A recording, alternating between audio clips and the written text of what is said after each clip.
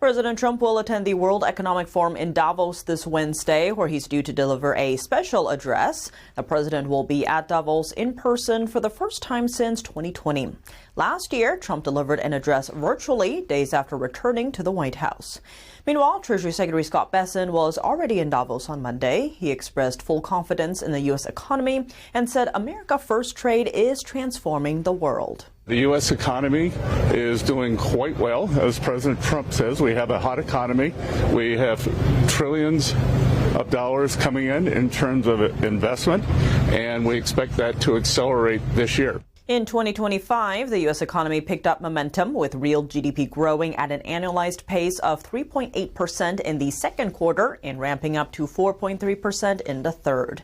And that momentum appears to be continuing. The Atlanta Fed's GDP Now model projects real GDP growth of 5.3% annualized for the fourth quarter of 2025. America First does not mean America alone. And I think President Trump will be talking about this is what American leadership in the world looks like. The U.S. will be hosting the G20 next year.